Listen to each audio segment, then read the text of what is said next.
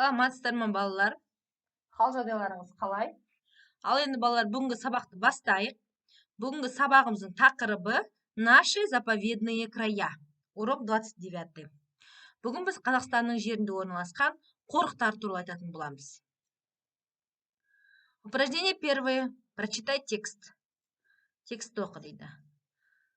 Наурызумский заповедник – это природное чудо. Бізде Қазақстанда Наурызым қорығы бар.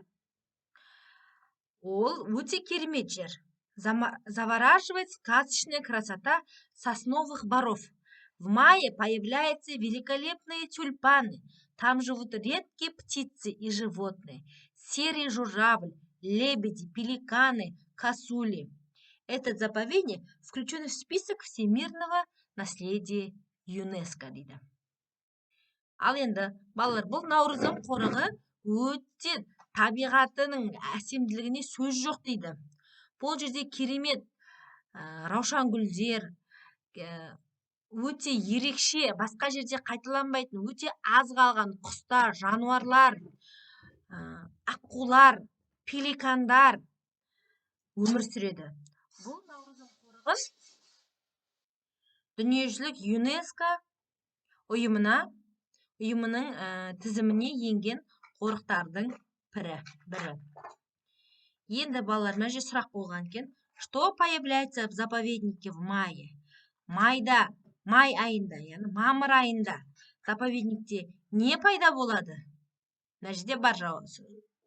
Мәтінімізде в мае появляются великолепные тюльпаны дейді. Кто там живет? Там живут редкие птицы и животные дейді. Балалар, мына мәтіннің астындағы сұрақтардың жауабын мәтіннен іздеу қажет. Ал енді ары қарай. Балалар, бүгінгі біздің айтатын ережеміз глагол туралы болмақшы. Глагол дегеніміз это часть речи, которая обозначает действие и отвечает на вопросы что делать, что сделать, что делал, что сделал, что будет делать, что сделает. Бывает в форме единственного и множественного числа. Балалар, глагол дегеніміз бізде қазақ тілінде ол етістік. Яғни, заттың қимылын білдіретін сөздер. Заттың қимылын білдіретін сөздер әрі не істеді, қайтты, не істейді, не істеді деген сұрақтарға жауап береді. Міне, мына сұрақтар соның орысша түрі. Что делать, не істеді, что сделать, что делал, не істеді, что будет делать, не істейді деген сияқты сұрақтарға жауап береді. Глаголдың қазақшасы қалай? Глаголдың қазақшасы етістік, яғни заттың қимылын білдіреді. Жүгірді, ойнады, секірді, отырды, тұрды, көрді, оқыды. Яғни бірдеңенің қимылдап жатқанын білдіретін сөздерді біз глагол деп айтамыз. Етістік. Ары қарай.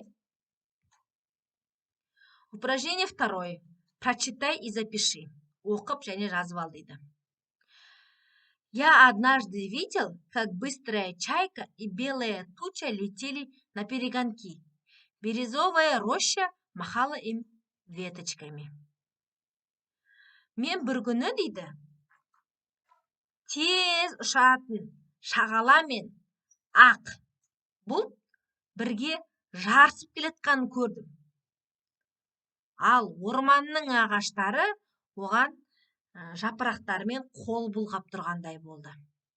Найди в тексте слова, где есть чаща и подчеркни дейді. Назови глаголы дейді.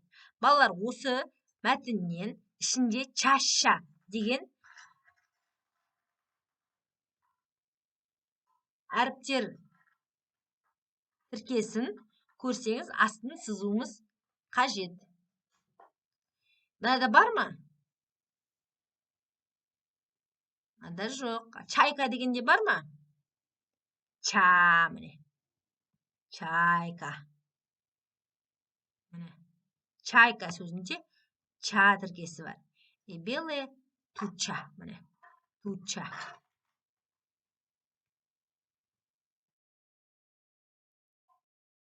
иә, роща.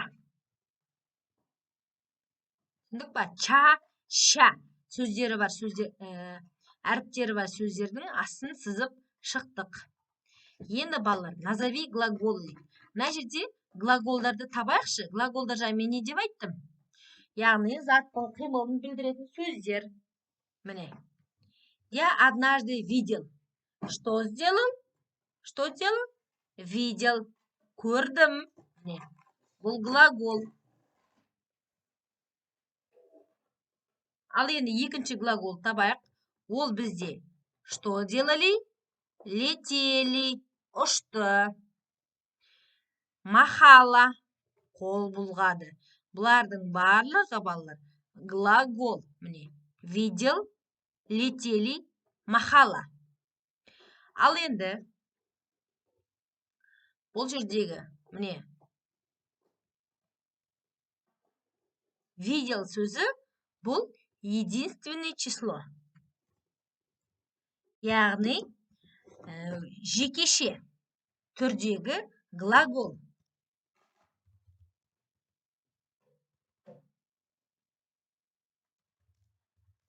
Түсіндік па? Ал летели деген сөз бұл қандай глагол? Қандай формада тұрған глагол? Әрине, множественное. Неге? Өйткені бұл летели деп тұр. Яғни көп шағалалардың және бұлттың қосарланып ұшқанын, көп заттардың ұшқандығын көрсету үшін жазылып тұр, ұшты деп. Сол үшін бұл множественное число. Балалар, бұны дәптерге жазбасаңыздар да болады. Бұл сіздерге түсіндіру үшін айтып жатырмын. Және махала деген глагол. Махала глаголы балалар қандай формада тұр? Әрине, ол единственное числода тұр.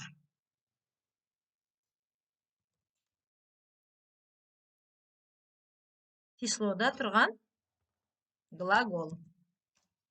Түсіндік па? Единственный деген жекеше, множественный деген көпше сөздер. Арғарай. Балалар, енді үшінші жаттығуға қарай. Бұл жаттығуда балалар сөздер берілген, және ол сөздердің ішінде әріптерді тастап кеткен екен. Енді сол әріптердің қандай екен тауып жазуымыз қажет. Балалар, бұл әріптер міне Г, Р, Б, Ү. Қандай сөз болу керек деп ойлайсыздар? Менің ойымша бұл грибы. Мына жерге и әрпін жазуымыз қажет. Менің мынауым кішкентай болып тұрған. Қазір үлкендеу қылып жазайын.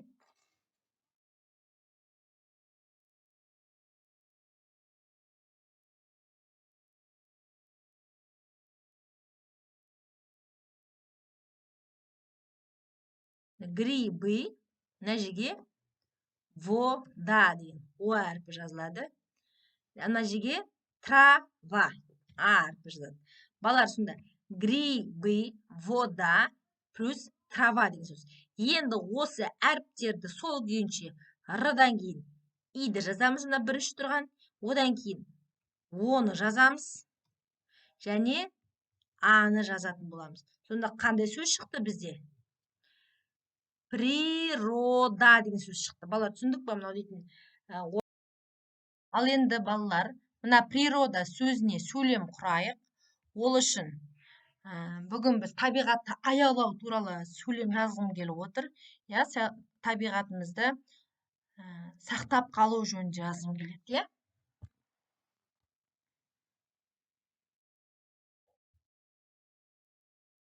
Каждый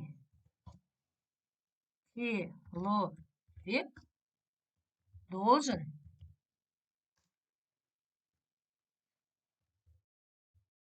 оберегать природу.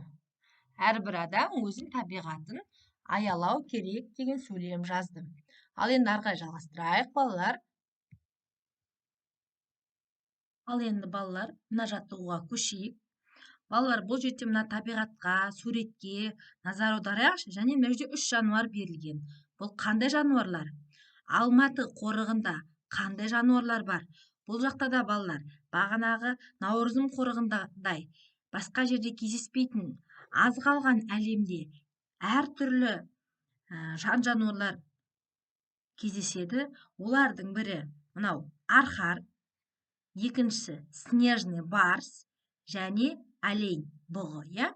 Енді балалар, осы суретке қарап немесе өз ойымыздан осы үш жануарға байланысты болсын, үш сөйлем құрастыруымыз қажет. Енді мен бірінші сөйлемге мына арқар туралы жазғым келіп тұр. Арқар балалар таулы аймақта өмір сүреді. Обитает на горных склонах. Балалар, бұл жерде бізге мына обитает деген сөз, бұл глагол. Не істейді? Өмір сүреді. Кто? Арқар. Иә? Ал прилагательное қандай деген сөзге жауап беретін бұл на каких горных. Бұл прилагательное. Түсіндік па? Ал енді ары қарай снежный барс туралы сөйлем құрап көрейін.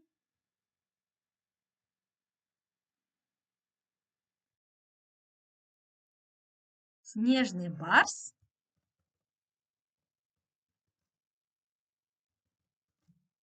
очень красивый и сильный хищник. Ол өте әдемі және мықты жануар деп жаздым. Балалар, бұл жерде бізде глагол бар. Глагол жоқ, айтпақшы, глагол жоқ, бірақ бізде бұл имя существительное бар, яғни не деген сұраққа жауап беретін. Кто? Снежный барс. Я? Кто? Снежный барс. Бұл имя существительное. Ал красивый и сильный деген сөздер, бұлар имя прилагательное. Міне. Ол жерде глагол жоқ, балалар. Түсіндік ба? Ал енді ары қарай үшінші сөйлем, балалар.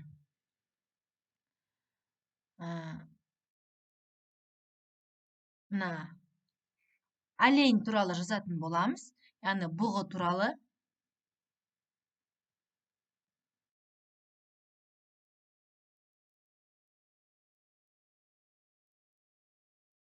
Олень очень быстро бегает. Бұғылар өте тез жүгіреді деп жаздым. Балалар, бұл жерде глагол қай сөз? Глагол жүгіреді. Бұл глагол не істейді? Что делает? Бегает. Кто быстро бегает? Олень. Бұл имя существительное, ал бегает сөзі бұл глагол, балалар. Балалар, жаңағы осының алдына екі сөйлем шамалы тұрды да тез кетіп қалды. Кешірім өтінемін. Соны тоқтатып қойып көрсеңіздер болады. Ал мен арқай жалғастырамын. Балалар, бұл 5-ші жаттығуда оқы дейді. Шумит лесная чаща. Те стихи читай почаще. Там волшебные слова. Ча и ща пишите с А. Балалар, бұл ереже туралы тақпақ екен. Яғни қандай ереже? Ча, ща, пиши с буквой А деген ережені бұл тақпақ қылып айтылып тұр екен. Балалар, яғни бізге бағанада сөздер болды ғой бізде, балалар, білесіздер ме? Міне, чаща деген сөздің өзінде екеуі бір сөз болып кездесіп тұр. Яғни ч немесе ш әріптерінен кейін я әрпі болмайды деген сөз, балалар. Я әрпі естілгенмен барлық уақытта ч және ш әріптерінің қасына я естілген кезде де А жазылу керек деген ереже. Түсіндік па? Ча, ша, пиши с буквой А.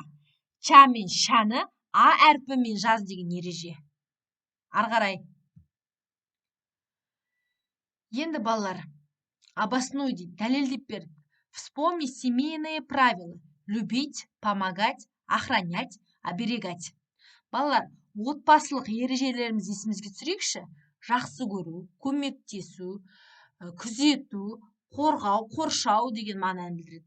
Подходят ли они к правилам для природы родного края? Докажи.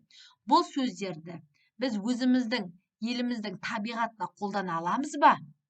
Әрине, балалар, бұл сөздерді табиғаттың ережелеріне қолдана аламыз. Яғни, табиғатты да природу мы должны любить. Помогать животным, птицам, охранять редких птиц, редких животных и даже редких растений и оберегать. Түсіндік па, бала? Біз өзіміздің отбасымыз сияқты табиғатты да жақсы көріп, құстар мен жануарларға көмектесіп, өсімдіктердің өліп қалмауына, одан әрі дамуына көмектесіп, оларды қорғап, жұлмай, олардың өсуіне, өнуіне жағдай жасауымыз қажет, балалар. Түсіндік пе? Өйткені біз табиғатсыз адам болмайды. Ойлаңыздаршы, табиғат болмаса, адам қалай өмір сүреді? Ал енді, балалар, бүгінгі сабақ аяқталды. Келесі кездескенше сау саламат болыңыздар.